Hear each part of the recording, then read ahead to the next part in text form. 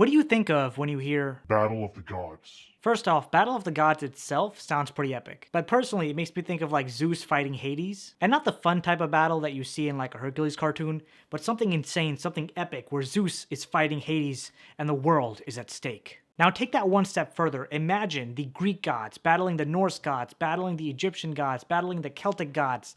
It's insanity. And you know what? That's what we have in this deck right here.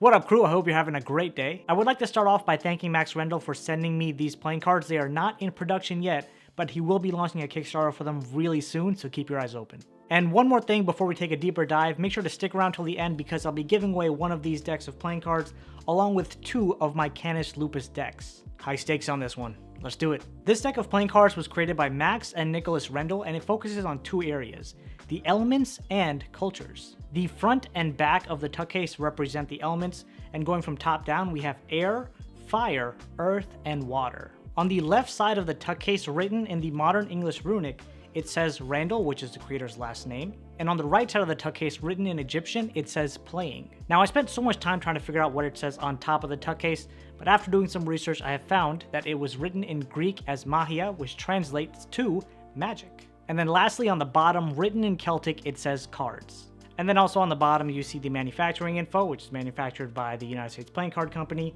on premium paper stock with an air cushion finish and a traditional cut. Now that I've talked about what's on the outside, let's take a deeper look within. Taking the cards out of the tuck case and looking at the back design, we can see it has a fairly thick border and a pretty neat black and white spiral design going all the way down to the center. Looking at the faces and starting with the jokers, we have one for each culture. The Greek Joker with Mount Olympus and the writing saying trust everyone but always cut the cards. The Egyptian Joker with the Sphinx, pyramids, and obelisks and the writing saying cards can cloud a man's mind or dominate them. The Norse Joker with a Viking longboat and the writing saying cards are war disguised as sport. And then lastly, the Celtic Joker with the Stonehenge and the writing saying dealer's lust, gambler's luck. You can clearly see a lot of thought went into these, and each Joker is also associated with an element, so we have air, fire, water, and earth respectively. As far as the pip cards go, they're all a one-way design, and each suit corresponds to an element. The spades represent water and the Norse gods, the wave of spades. The diamonds represent fire and the Egyptian gods, the fire of diamonds. The clubs represent earth and the Celtic gods, the land of clubs. And the hearts represent air and the Greek gods, the air of hearts. Now let's take a closer look at these court cards. For the spades, we have Thor as Jack, Freya as Queen, and of course Odin as King. For the diamonds, we have Anubis as the Jack, Isis as the Queen, and Horus as the King.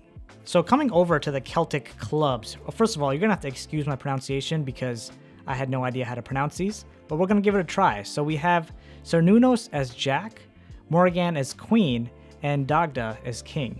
And lastly, coming on down to the hearts, we have Athena as the Jack, Aphrodite as Queen, and Zeus as King. Now you may be asking, but how do they handle? Come with me, I'll show you. Young Apollo with the win.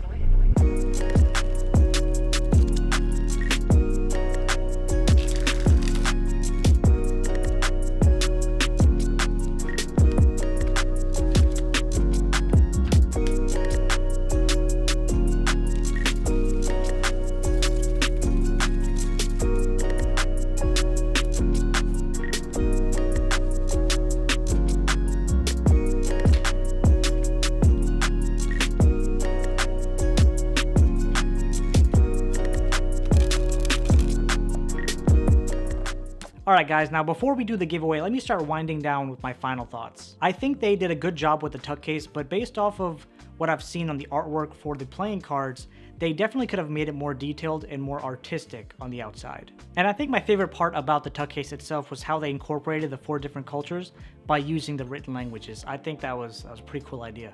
The cards themselves are absolutely beautiful. I cannot praise the artwork enough. I also like how the elements and the cultures were integrated together. It just made everything feel very seamless. And yeah, as for the handling, it's on USPCC premium stock, so that's my most preferred stock when it comes to card magic. Now, as some of you may know me, I prefer two-way designs, so I would have liked to see that for the pip cards, if not the court cards. But you gotta respect that they went with what they liked instead of conforming to what most playing cards do.